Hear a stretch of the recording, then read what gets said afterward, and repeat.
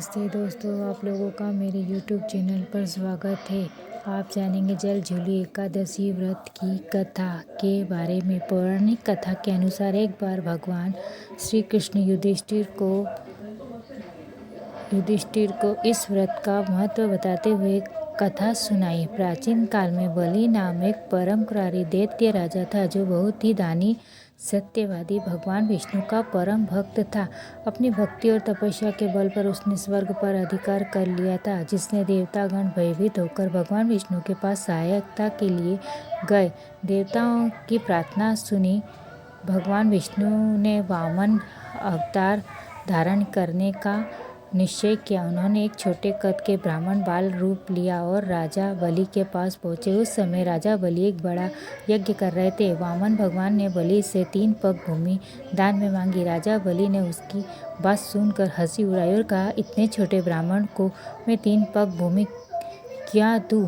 मुझसे और कुछ मांग सकते। तब वामन भगवान ने राजा बलि से कहा, हे राजन, आप मुझे 3 पग भूमि ही दान में दीजिए, क्योंकि मेरे लिए पर्याप्त है। राजा बलि ने वामन भगवान की बात मान ली और 3 पग भूमि देने का संकल्प लिया। जैसे ही राजा बलि ने जल हाथ में लेकर संकल्प किया, वामन भगवान ने अपना विराट रूप धारण करा लिया। उन्होंने पहले पग में पूरी पृथ्वी, दूसरे पग में पूरा आकाश नाप लिया। तीसरे पग के लिए कोई जगह नहीं बची तो उन्होंने राजा बलि से पूछा, तीसरा पग कहाँ रखे? राजा बलि, जो अपने दान के लिए प्रसिद्ध थे, अपना वचन निभाने के लिए अपना सिर आगे कर दिया और कहा, हे प्रभु, तीसरा पग मेरे सिर पर रख दीजिए। वामन भगवान ने तीसरा पग राजा बलि के सिर पर रखा, उन्हें पाताल लोक भेज दिया।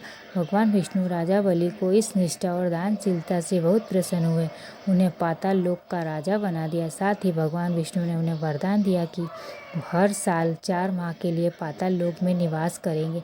यह कथा हमें सिखाती है कि भगवान भक्तों की निष्ठा और त्याग से हमेशा प्रसन्न होते हैं। जल झूली एकादशी का व्रत रखने से भक्तों को भगवान विष्णु की कृपा प्राप्त होती है, उनके जीवन में सभी दुख दूर हो जाते हैं।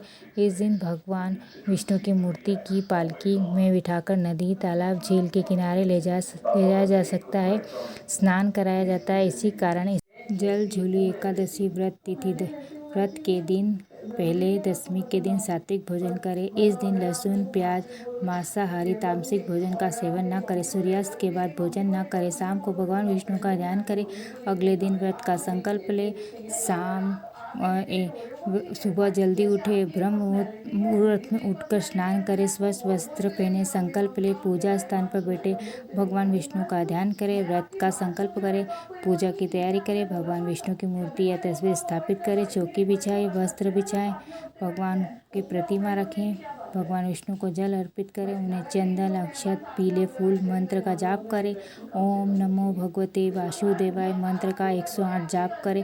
व्रत कथा जल झूली एकादशी व्रत की कथा सुने, पढ़े, दान अपनी समर्थन के अनुसार गरीबों में जरूरतमंदों को अनाज, वस्त्र, धन का दान करें। जल झूली एकादशी विष्णु की प्रतिमा की पालकी रखकर किसी नदी, तालाब या झील के किनारे ले जाया जाता है, वह उसे स्नान कराया जाता है, पुनः मंदिर में ले जाया जाता है। इसी कारण इसे जल झूली एकादशी कहते हैं। यदि आप लोगों को मेरी ये कथा अच्छी लगी हो तो मेरी कथा के लिए एक लाइक, शेयर, सब्सक्राइब जरूर करें। धन्यवाद।